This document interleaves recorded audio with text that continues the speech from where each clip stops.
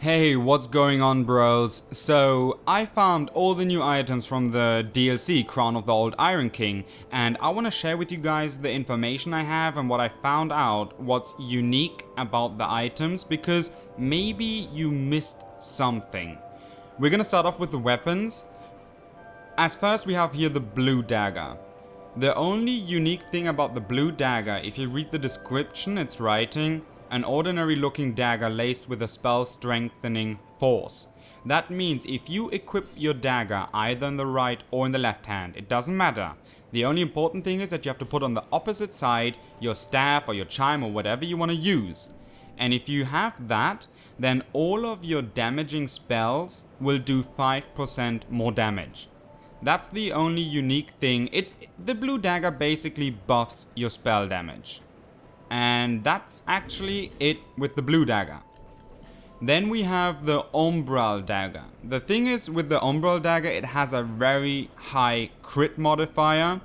I didn't do a lot of testing, but I would really say it has the same crit modifier as the shadow dagger, or maybe even more. I'm not really sure, but here's the thing. The shadow dagger does a bit more damage as the umbral dagger if you have 50 strength and 50 dex, because the shadow dagger scales B with strength. If you are just dex, then umbral dagger would be your new dagger because it has an S scaling, and you would do then with the umbral dagger definitely more damage as with the shadow dagger. And oh yeah, it has a unique moveset. This is the R2, and if we press it twice, it does that. And if we two-hand it and press R2, you do a little flip. And that's actually now everything with the umbral dagger. Now we have the fire-possessed armor sword. What's really cool about this weapon, it has, well, it's not cool, but it has an EE scaling. It always will have an EE scaling, so you would want to infuse it with fire because you ain't gonna lose scaling anyway. And it is a fire sword, so you will do a bit of more fire damage. The downside, you cannot infuse it with flame weapon. You see, doesn't work. You can't do that. But if you two-hand it and press L2, you infuse it with fire. That lasts 30 seconds. And you get a damage buff from 15%. So your fire damage will do 15% more damage. And of course you can dual wield them. You would have to put one away if you have the stats like me that you can actually dual wield them. Oops. We're going to do it like that. Then we're going to press R2. Then we're going to get our second sword in here. Do the same. And now we have both infused for 15 seconds. How is it called again? The Lingering Dragon Crest Ring +2 will not increase the duration of the buff as far as I know and tried. If I'm wrong, let me know, but normally the Lingering Dragon Crest Ring won't help out here. 30 seconds, that's it. Well, the moveset is quite normal. It's pretty nice, and it does actually good damage. I like that sword. I like that sword, to be honest, and it has 25 poise damage. That's quite okay because normally swords have 20 and just a few have 25. The Ashen Warrior sword, there's nothing special. I couldn't find nothing special about the Ashen Warrior sword, so no need in showing that. The only special thing about the Fume sword, in my opinion, it's the longest sword you can get. It's a bit longer as the Drakekeeper sword, but the Drakekeeper sword does more damage. But therefore it's a bit shorter. Both have 25 poise damage. So that's it with the Fume sword. Now we have the Majestic Greatsword. If you saw my other video, you know kind of how I freaked out about this sword because it's just brilliant. If you haven't seen the video, then I'm just going to show it to you again. We're going to start off with the description. I'm going to take it off here right now. If we read the description, it's writing blah blah blah, who inherited this weapon was left-handed. Okay. In the right hand we do 290 plus 116 damage. We take it off and we put it in the left hand, we will do 50 damage more. 290 plus 166. But that's not it. If we have it in the left hand and we press now L2, We have a unique moveset. That's number 1. Oops, and if we two-hand it and press R2, we do this flip, which looks pretty cool. And what I like to do, and it doesn't always, it's not always able to connect, but that works quite good, and it looks good, and it's fun. And it's just fun. And what else you can do is if you dual wield them and press now L2, you do this awesome attack. It looks brilliant. I really love it. Downside in PvP, it really leaves you open to get punished with a backstab. It's hard to connect, so if you want to use that in PvP and really want to destroy people with this flipping attack, then maybe wear Jester Robes or Gawa's Ring, just, you know, that you can't get punished too hard for getting that backstab. You don't need 2 of them to do that flipping attack. What I like to do is I wear the Moonlight Greatsword, because it does a bit more damage, and then you can still do the flipping attack. That's it with the Majestic Greatsword. Now we have the Fume Ultra Greatsword. At first sight, it doesn't seem special at all. The moveset is normal, there's nothing special to it. But if we look a bit closer, it has something unique, and that's the damage reduction while blocking. On the right side you can see 80% reduction, and it has 62 stability. So that sword is actually quite good for blocking attacks. And if we two-hand it and press L2, then it has a unique attack. What happens is the very first swing that I do, where I cover basically a bit my face with that sword, it's a block. So if someone would attack you at that moment where you're doing that attack, you would block his attack and then smash him. And that moveset does a lot of damage. It's really strong. It's really strong. So that's the uniqueness about the Fume Ultra Greatsword. Now we have the Bewitched Alone Sword.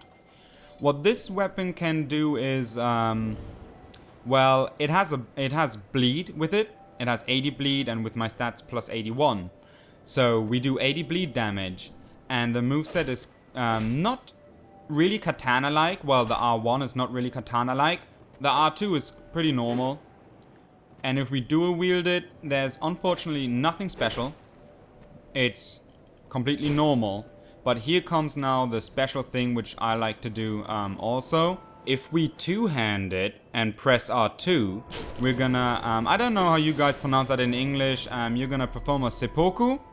And what that does, it buffs your weapon. So basically what you are getting is a 50% damage buff, and it only lasts 30 seconds. And the Lingering Dragon Crest the Lingering Dragon Crest ring will not increase the duration. It stays 30 seconds, so 50% more damage, and your bleed damage will go up to, I don't know if it's 50%. At the end of the video I'm going to show you guys a picture of attack without the buff and with the buff, so you can see that it does a bit more bleed damage. And what you also can do is, well, if you take it away, you two-hand it, and press R2. Then we bring in our other sword again. Two-hand that one, press L2. I hope I don't die. I died. No, I'm alive. Oh, I'm so lucky. Okay. And now we have both infused, and it does really good damage in my opinion. I really like it. The damage is really good, and the bleed stacks up very fast and very good too.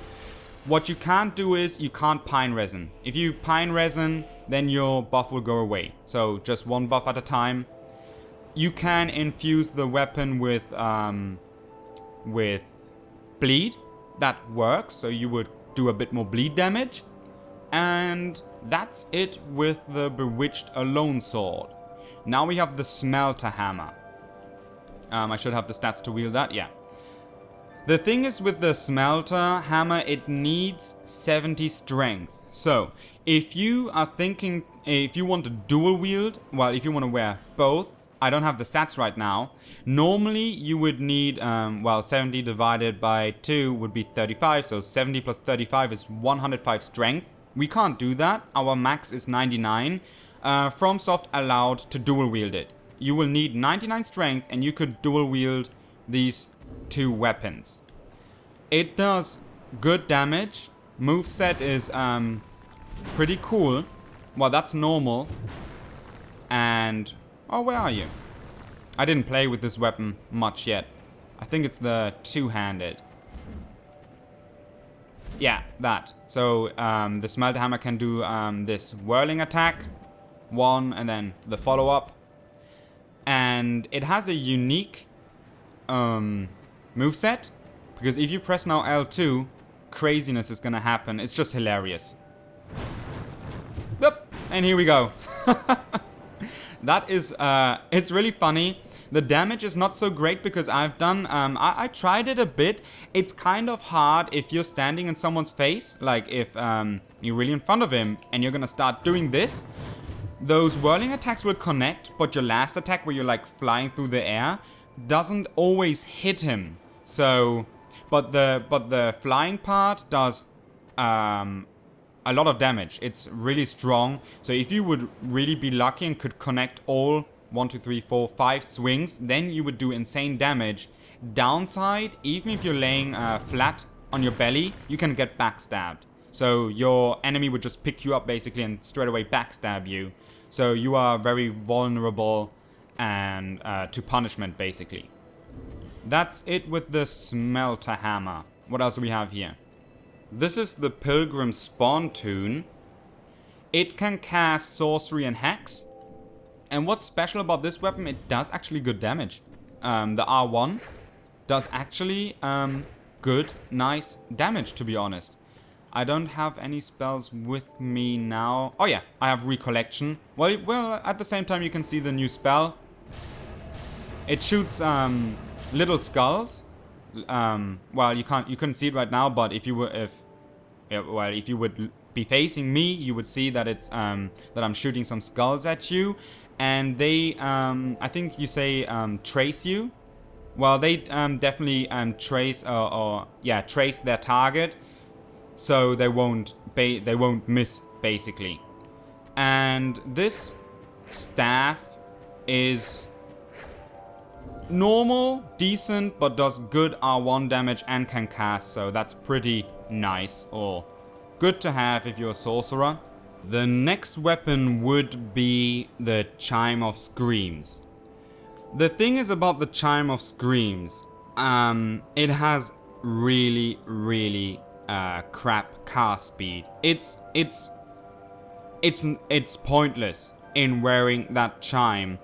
The only unique thing about that chime, but I haven't figured it out yet, well, not correctly, what's going on, because we can see here it gives me +3 faith. The problem is, when I had about just 28 faith, it gave me +5 or 6. So it kind of depends on how high your faith is to get a bonus out of that chime. So basically, until now, for me, it's safe to say the lower your faith, the more you get out of the chime as a buff. So the only point in using that chime is if you are basically low on faith and you don't want to increase your faith by, let's say, 5 points, but you really want to use a buff like Sacred Oath or something, then you could equip that chime in front of a boss fight. Or it will take long, like seriously. I tried to cast a lightning spear with that weapon. I could have made myself a coffee, read my newspaper, come back, and maybe by then my lightning spear would have been done. So it's really ridiculous of the cast speed, and you would just maybe really want to use it in front of a boss fight just to buff yourself with something that you usually could not use. That's everything I have to or know about the Chime of Screams. Then we have the Possessed Armor Greatbow. Well, most of you already know that I like bows. I really like great bows. So there's actually nothing really unique with this bow besides that it does a base dark, it does dark damage. And it depends on your enemy. It really depends on your enemy. It can do more as the It can do more as a lone great bow. but only if your opponent hasn't got a high dark defense, or else it won't do as much as the alone great bow. It hasn't got a unique anything. It just looks cool when you start to shoot. You have that little flipping thing, and that's it. It's quite fast. And yeah, that's actually everything I have to say to the new possessed armor great bow. Do we have anything else? No? Okay, weapon wise, that's everything I have to show. Now let's get started with the rings. I'm gonna choose this one. So we have the life ring plus 3. The life ring plus 2 gave us plus 12.5% more life. The plus 3 ring gives us now plus 15% life. And that's it.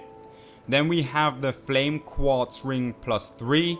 That gives us now 320. It's just a addition. And I think the spell quartz ring was in the DLC too.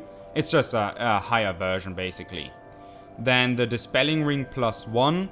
The normal dispelling ring gives us plus 30 plus 60, and this one gives us, well, 60 more, so plus 120. Where are you? Should be, let me check quick. No, this one. The Simpleton's Ring. What it basically does is it makes you invisible or vanish while you're dodging. So, see? That's what happens. Why I think that ring is pretty worthless, because I tested it with Holly. You can still auto-lock. Well, you don't unlock your enemy. So if he's auto-targeting you and you do your dodge, he still knows where you're dodging at, because he will still have the auto-lock circle. So it would have been cool if the auto-lock would go away, so you could actually really do some good things with this ring. But until now, in my opinion, it's just fashion. It's just for style. There's no use actually then in this ring if you can still if the auto target doesn't go away. Then we have the strength ring, and what it does, it just gives you plus 5 strength. And oh no, oh yeah, oh good. And it gives you plus 5 adaptability. You can see that now with the strength ring. If I would take the Simpleton's ring, if I would take it off, I would lose 5 adaptability. So that's I totally forgot that. That's the thing with the Simpleton's ring in addition. 5 adaptability plus. The strength ring gives us plus 5 strength. The dexterity ring gives us plus 5 dexterity. The sorcery clutch ring is the same like the lightning clutch ring. It increases, well, instead of our lightning damage, it increases our physical defense. It increases our magic attack, but reduces our physical defense. It increases our magic attack, I think, by plus 7%. To be honest, I haven't tested it. I'm sorry. But I think it's like the same with the lightning clutch ring, plus 7%. But you will lose 80 physical defense in each physical defense slot. That's it with the sorcery clutch ring. Then we have the baneful bird ring. The baneful bird ring, the only thing that it does, it reduces stamina loss while blocking with a shield. Let's equip quick shield. Let's equip Havel. We see now I have 80 stability. If we equip now the baneful bird ring, we can see now I have 80 plus 5. So the ring gives us plus 5 stability. Then we have nothing else. That's it with rings. Okay, now I'm gonna show you guys the uniqueness when it comes down to gear. We have for one the hollow skin mask. Well, I'm gonna call it mask. It has 1000 curse resistance, so if you're gonna be somewhere where a lot of curses going on, that mask would mostly help a lot, I guess, because 1000 curse resistance is a lot. And then the second kind of like little hidden secret is with the crown of the old Iron King, because if you wear it every 2 minutes, it should be 2 minutes. Every 2 minutes it refreshes 1 spell slot. So I'm gonna see you in a second. So, you just saw it. Every 2 minutes it refreshes one spell, and you don't lose no souls for that, nothing. It just happens. Is it worth it wearing that crown? I don't think so, because in my opinion, I don't think the crown looks good, but it's better as having nothing, right? So that was actually it with the uniqueness when it comes down to gear. I can just show you really quick the full sets if you haven't seen it by now. This is the Fume Sorcerer set. Where you are? This is the complete Fume Sorcerer set. You get that from the Fume Sorcerers in the DLC. And then we have Raim's set. You get the Raim set from that guy sitting in the Iron Keep, where you can, I think it's called incense your spells. I think it's incense in English. He will sell you then the Raim's armor after you defeated the Fume Knight. I think the armor looks really good. I like the chest piece. I'm wearing that at the moment, actually. And then we have, the Pharros Mask. That kind of looks like the Giant Dad Mask, just the older version. Basically, it's Granddad or something. And then we have the Minotaur Helm. They all, I didn't find anything special about them. I don't think they can do anything, but they look goofy. So goofy's always good. It's funny, and it's all about fun. And that's it when it comes down to gear. So let's move on to spells. We have 4 new spells. Dance of Fire, Outcry, Fire Snake, and Recollection. We're gonna start off with Dance of Fire, because I think that spell is really cool. Like I said, at the end of the video I'm gonna show you 2 or 3 footages where I can show you then with an enemy what's actually happening. This is the max range of the spell. It could maybe go just a bit further, but that's actually max range. But like I said, it's max range. So if your enemy is standing in front of you, then he will still get hit. It's not basically stuck on that line. So if your enemy is in your face, it will cast a bit more in front of him and hit him than although he's in front of you. But you can't go any further as the max range that you just saw. And now we have Outcry. Outcry is really, really cool. It's like Chaos Storm, or like all the Firestorms, but it does more damage and is way faster. I'm gonna show you now quick a Chaos Storm. And you see how long it takes until I can back out. So now we're gonna do the same with Outcry.